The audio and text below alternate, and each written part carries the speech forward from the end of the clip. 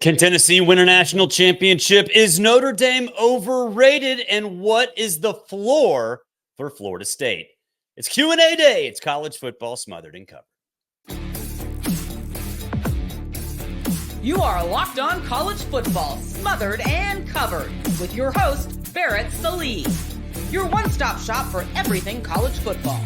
Part of the Locked On Podcast Network. Your team every day.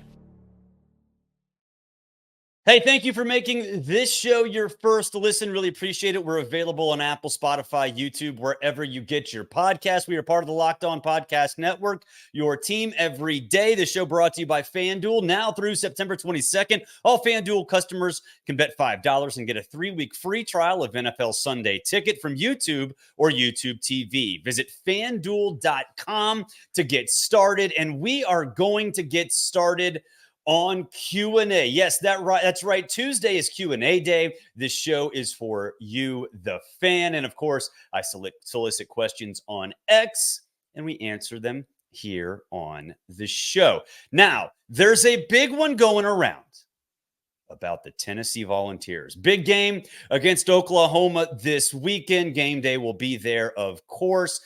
And check this out from Justin Denny. What's Tennessee's ceiling, in my opinion? Look, I think when it comes to Tennessee's ceiling, it's a national championship. That is Tennessee's ceiling. This team is good enough to win a national championship. Now, I'm not just blowing smoke. Vol Twitter, I love you. Got a love-hate relationship with you. I said it would be a while before Josh Heupel built a contender. I was wrong. I was with you on Shiano Sunday. I was right. My old colleague at SiriusXM, Andy Staples, and I were basically the only two who were with you. This team is built for a national championship because of its defense. We'll get to Nico Iamaleava and everything offensively in just a second, but it's defense. Now, defense doesn't always win championships, but just enough does. When your offense is as good as Tennessee's, all you have to do is just be average. Tennessee's better than average. That front seven led by James Pierce is fierce. I'm a poet, and I know it. They've got experience all over the place. I actually talked to Josh Heupel about this at SEC Media Days, and he told me, he said, Barrett, we are one player up front away from being deep enough on the defensive line to be a championship team. One player. Now, have they found that exact player? No. But they're getting close. And the depth and the ability to rotate is there. And that has helped the secondary. Because going into the season, the big question about Tennessee is the secondary good enough? A secondary's best friend is a fierce defensive front, a front seven that can get after the quarterback. They have that. They have that. So when you look at complementary football, all you got to do is just be average. And I think they're better than average. Yes, the competition has not necessarily, it's not necessarily strong. But you can only play they ain't played nobody for so long, because we can get to the end of the season, and this happens every single year. Well, they ain't played nobody. Tennessee played NC State and beat the ever-living crap out of them. I'm not the biggest Grayson McCall guy. If you've watched this show, you know that. But they're still a fringe top 25 team that is extremely well coached and has a phenomenal receiver in Concepcion. Tennessee's defense shut that offense down from the get-go and never looked back. That matters. And what's really interesting in that game, which is, I think it's fair to say, the only one that really truly matters so far, Nico was just okay at quarterback. 2 touchdowns, 2 picks. That was a Dylan Sampson game. So that combination is absolutely championship caliber. I know there's this lightning rod around Tennessee. I get it. The team was in the national championship hunt 2 years ago. Would have made the playoff had the South Carolina game not happened. They've got a fantastic coach in Josh Heupel who knows exactly what he's doing and gets the players that he knows can execute it. So playoff team, absolutely. At this point, I would be shocked if Tennessee doesn't make the playoff. A national championship caliber team, absolutely. Dynamic offense, absolutely fierce defense. And a coach in Josh Heupel who knows exactly what he wants and gets the players to execute that. Yes, this Tennessee team can win a national championship and certainly make a playoff. Next up on Q&A, when do you think Billy Napier will get fired? Zach Kokek is the guy who sent this, and I don't think it's shocked that his username is Fire Billy. I've been pretty consistent about how I think this will operate. Remember, Jimbo Fisher went out, had a big win at Mississippi State, then got fired the next day. That could be Billy. That could be Billy. I think after what we saw against Miami and then certainly last week against Texas A&M, when if you lose to a backup quarterback like that, I don't care who the backup quarterback is, that is extremely alarming because you've lost your fan base. You've lost the big money donors. It's not about reality. Maybe Texas A&M's offense found its stride. I don't know. But the perception is you got smoked by a backup quarterback and the two-man quarterback race on your own team was a disaster. That's it. So I do believe that conversations have already happened. I do believe that the hay is in the barn. I do believe that right now the conversation is, okay, how do we present this? And when do we present this? Because there have to be ducks in a row. And what do I mean by that? This is a new era. You have to have your coach in place for the early signing period, to retain coaches, to recruit high schools, to get the transfer portal taken care of. So all of those things have been sort of in place for the last few years. It's been a difficult time. That's why you've seen coaches get fired earlier on in the season. But then now the 12-team playoff has thrown another wrinkle into it. What if 3 of the guys you want to court are in the playoff? What if the hot shot group of 5 coach that you really, really want took that spot? It makes it almost impossible to have these behind the scenes conversations because a lot of these teams are still fighting for a playoff spot. So you have to have plan A, plan B, plan C, plan D already set in stone. And there's no blueprint for that. So my gut is that if he loses this weekend, he's out. If that doesn't happen, or if they win and they fire him anyway, I would guess before the cocktail party.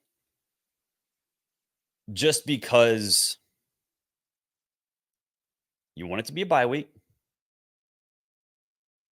And you do kind of want to see if they turn it around, or at least some people do. The problem with that is you don't want to give him a chance to coach himself back into the good graces of important people if you're just going to fire him anyway. My gut is it's going to be this weekend. Win or lose. If I'm wrong, because of the administrative turnover at Florida, I would say the week before the cocktail party. It ain't going to be the end of the season. Like, it's going to be within the next month and a half. I think it'll be Sunday. And if it is Sunday, we will have it covered for you. There will be an emergency podcast. And I would imagine we will also do an emergency show on SiriusXM because that's what we do. All grind, all gas, no breaks here during college football season. We'll take a break. We'll talk about Notre Dame coming up on the other side. Is Notre Dame overrated? Can they still make a playoff run? We'll talk about it next. It's college football smothered and covered. And of course, we are powered by the Locked On Podcast Network. All right, let me tell you about Roy. New sponsor here on the show. Look, this is collective. Like there are collectives now, right? You can pay players. Yes, you individually, you, the listener, the viewer, you can pay players with Roy. It stands for Return on You, and it's a new platform that lets you, the fans, get involved in NIL like never before by making contributions directly to your favorite athletes. I've seen this interface. It is fantastic. By supporting players directly, you can help shape rosters, retain talent, and keep your favorite athletes out of the transfer portal. As you all know, NIL has changed the game, and Roy changes the NIL game for you, the fans. It allows fans to directly back their favorite college athletes. With Roy, fans can play a key role in shaping the future of their favorite teams while athletes maximize their name, image, and likeness. When fans contribute to a successful campaign, they receive access to exclusive content from the athletes, such as their announcement decision, behind-the-scenes footage, and other personal reflections, all of which are available only to fans who support the athlete. Now, this is super cool because all you got to do is download the app. You can put money into the account of whichever athlete you want. And as soon as that athlete claims that account, he can get paid. And if he leaves, you get your refund. It's awesome. Download Roy for your iOS and Android and enter referral code Locked On. That's referral code Locked On Roy. And you'll automatically be entered into a sweepstakes for $5,000. $5,000 cash just by using the code Locked On when you download Roy. Visit joinroy.com for additional details. No purchase necessary. Void where prohibited. Get to the Roy app from iOS or Android and start making an impact on your favorite team. Use referral code Locked On for an opportunity to win $5,000 cash. Visit joinroy.com for more details. No purchase necessary. Void where prohibited. Get off the sidelines and get in to the NIL game with Roy. All right, let's talk about Notre Dame. Cheer, cheer for old Notre Dame. Look, said this a lot about Notre Dame. It's the most polarizing team in the country. You either love them or you hate them, and there's really no in between. The only team now that's even comparable is Colorado, but that's more flash in the pan. Notre Dame is like this every single season. So this question comes from Dave Crockett.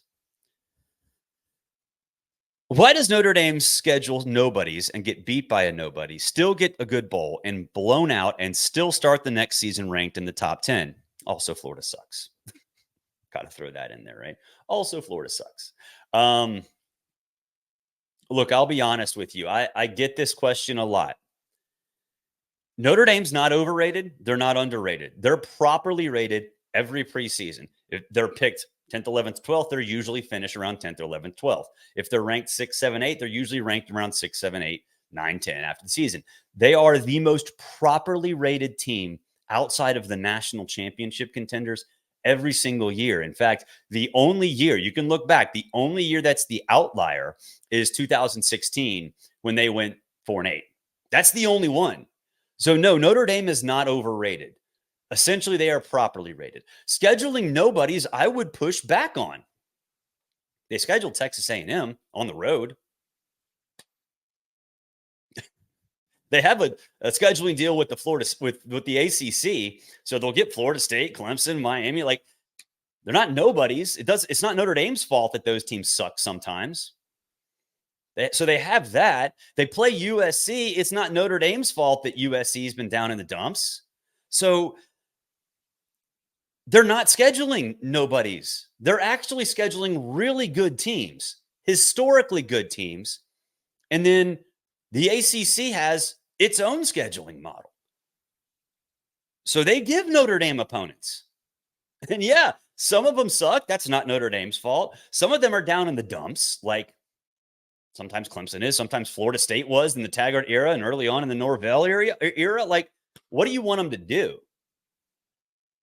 The only thing that I think you can criticize Notre Dame for in terms of scheduling is that they don't have a conference championship game, thus making it easier to get in the college football playoff, except they can't get a top 4 seed. Okay. I mean, I'd stay independent if I was Notre Dame, which they will. And I'd continue doing exactly what you're doing. It's a perfect system because it does give you the schedule that looks good to the committee because it is a tough schedule. Again, they schedule home and homes, good ones. They have a deal with the ACC for 5 or 6 games each year. Some of them are against nobodies. Some of them aren't. That's not Notre Dame's fault if they're nobodies or if they suck any particular season. They have USC. It's not Notre Dame's fault if USC is down in the dumps. What do you want them to do? Yeah, they play the service academies. Okay. Okay. Like, there are a lot of average to below average games that happen across all these teams. Now, I said this on SiriusXM, and I just was being devil's advocate because I don't necessarily believe it just because we haven't, there's nothing for me to really believe that Notre Dame actually figured things out last week. But what if Northern Illinois is actually pretty good? Have we thought about this? What if Northern Illinois is like they were in 2012 when they went to the Orange Bowl? I don't think that's the case. But what if it's also the only loss for Notre Dame? What if the other loss is to a really good team and they finish 10-2? Does that get them into the playoff? It's impossible to say because we don't know the landscape. But should you discount it? No. You absolutely shouldn't discount it. So those are my thoughts on Notre Dame. Again, most polarizing team in the country consistently. Maybe Colorado's more polarizing right this very second. That will change when Florida State or when Colorado fizzles out, which is happening. We're currently in the middle of that. But no, Notre Dame's not overrated. They're properly rated. Go back and look at the rankings. With the exception of 2016, it's about exactly where they should be. Next up in fan Q&A, Illinois is 3-0, but a murderer's row of games over the next month. Are they legitimate, and can they take a few of those games, or is it beat Purdue and hope for the best of the rest? Look, I think it's I think it's the latter. I do think it's I like Luke Altmaier. The offense still has just been average to slightly above average. Now, my old colleague at CBS, Tom Fernelli, is going to hate me for this, but yeah, I think it's the latter. I love Brett. I think they're going to win the battle in the trenches quite often, but they just don't have the upside considering how to play Oregon, Ohio State, Michigan. Like, I know Michigan's whatever, but still, talent-wise, there's no contest. So I think the murderer's row is going to get them. Now, are they going to lose all of those games? No, they can spring an upset, but they're not toss-ups. They're likely losses. With that said, if you win your toss-ups, you do spring an upset. Could Illinois finish, 8-4? Yeah, they're good enough for that. They're well coached. Love the attitude on the line of scrimmage. Think Luke Altmaier can be okay. So if Illinois fans are expecting like Big Ten championship or playoff, no. Let's pump the brakes on that in a big way. I don't think anybody is, though. I think for Illinois fans, and I know a lot of them, especially my former colleague Tom Fernelli, who I love with every fiber of my being, I think it's basically keep doing what you're doing and try to spring an upset, but don't let those toss-up games slip away. And that's fine. I think that's the case for Illinois in most seasons. And I think the difference now with Brett is that the definition of toss-up game has changed. Like, those are better teams. You're a better program. You're not springing an upset on, the Minnesotas of the world. Interested this weekend against Nebraska, though. It's a fascinating game.